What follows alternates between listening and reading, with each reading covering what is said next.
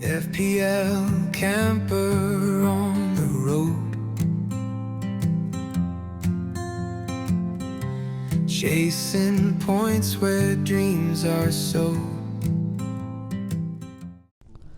Well, hello everyone and welcome back to another video. This is a team selection video for Game Week 2. We're already here. Game Week 2 is up. Game Week 1 went how it went. Ended up on 60 points. You can watch my Game Week review video. That came out on Tuesday. Yeah, I was on 59 points and then there was a late point for Sanchez somehow. I don't know why, but I'll take it. So 60 points. I'm around 2.8 million ranked now. It doesn't really matter. First week, and this is going to be a pretty straightforward team selection video. It's going to be a short video today because I'm going to save you time. There's no point of me going through the players that you need to look at and consider. You should probably just roll your transfer. Your team is fine, even if you had a bad game week. A lot of good elite managers had a bad game week. That's fine because the team, if your team is set up fine, you don't have any injuries, there's no point on looking up. If you do have injuries, then you know look at which players did well. I mean, what else is there? We only have data for one game week, so I'm not going to go too deep into that now. I am excited because I'm going to captain SAKA this game week. We're going to the team very quick. That's why I was most excited having SAKA because the games after that are pretty tough. But let's see. Let's just jump straight into it and go to the team. Because, yeah, no point on dibble-dabbling unnecessary stuff. Especially with, as I said, with little data that we have. There's no point on...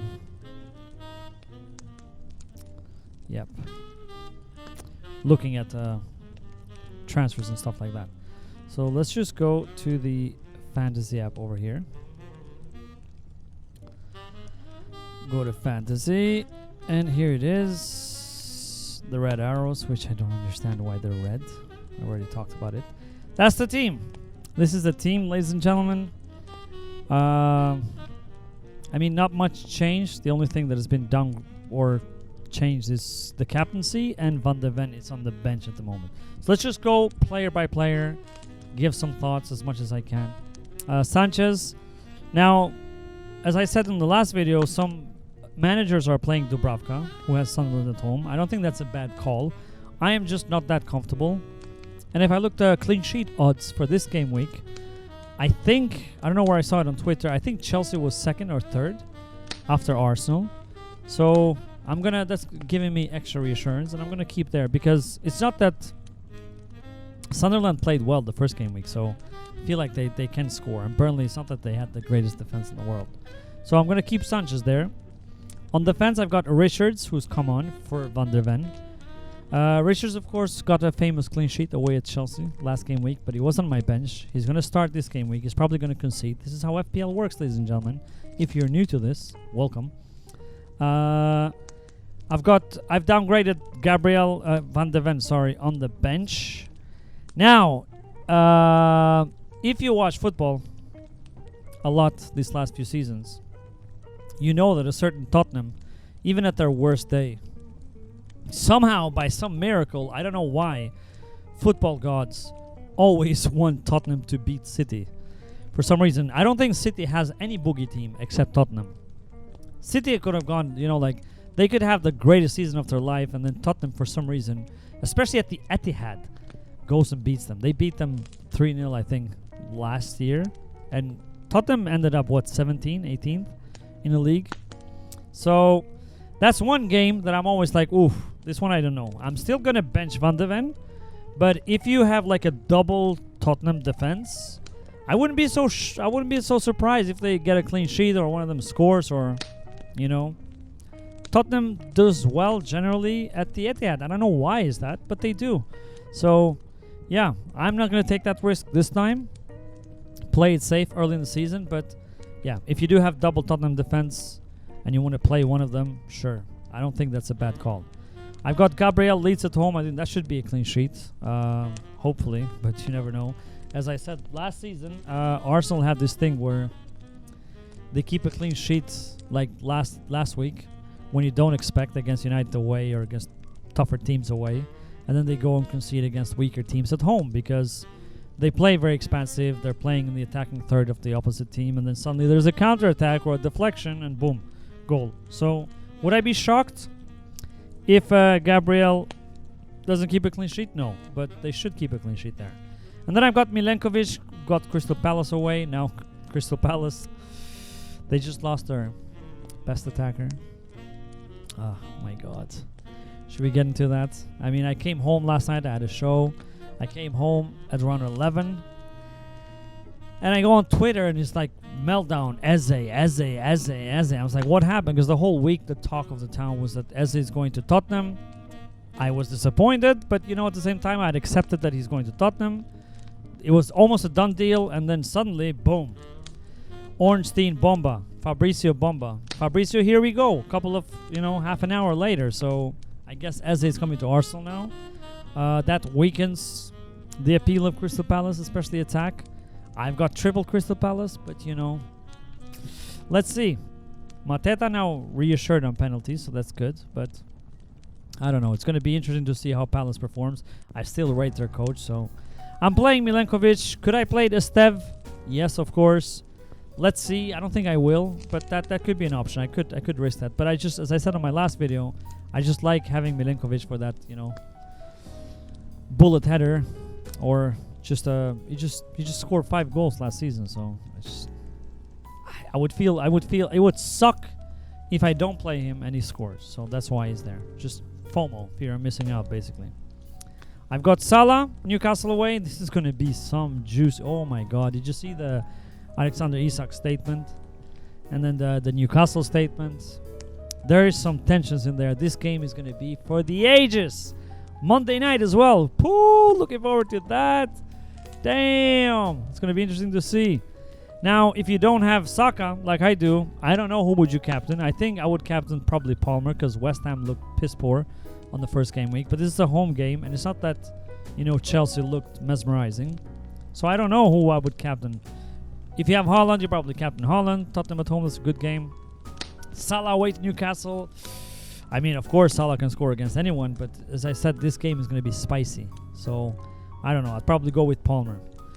But yeah, Salah is my vice captain there. It doesn't matter. It could be Palmer. Who cares? Saka is going to play for sure, unless he's injured. Then we can change the captaincy. I've got Reinders, Tottenham at home.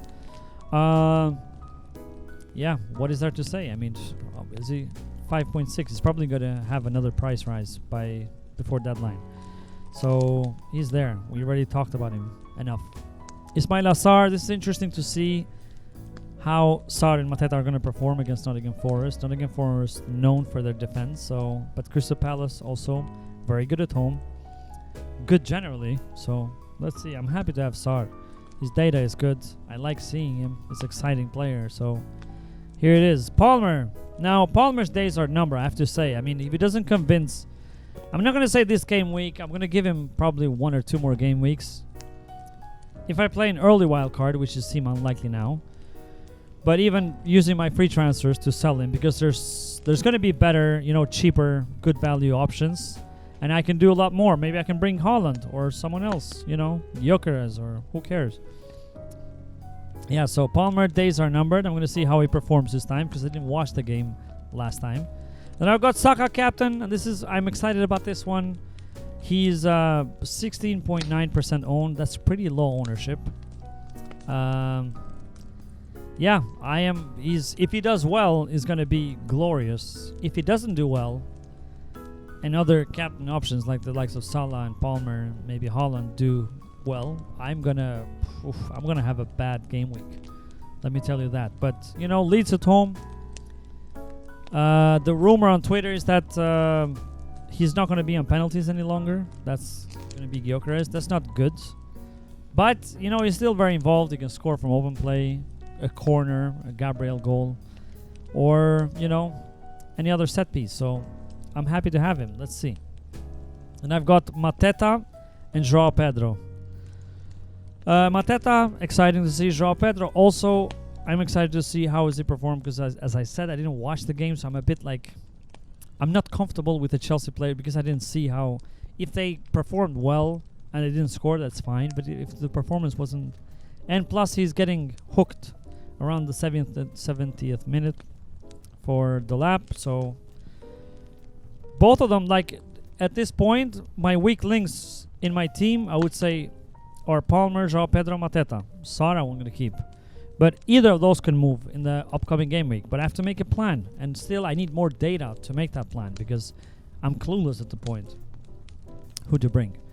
And 1 week is not enough data for, you know, to make any long-term planning. So let's see what happens this game week. It's going to be, yeah. It's going to be fun to see, and we're going to get more data, and then we can make decisions later on that. So I don't have anything more to say. I think I'll just keep it there. As I said, the only thing is Estev and Milenkovic maybe. The captaincy is set. So yeah, that's it. I'm just going to leave it there. Yeah. Yeah. I'm going to say good luck to everyone this game week. It's going to be exciting. Some interesting matches, as I said. The most I'm looking forward to is Newcastle against Liverpool, and that's all the way to Monday. I think Chelsea plays tomorrow. We have a Friday deadline again, which I don't like.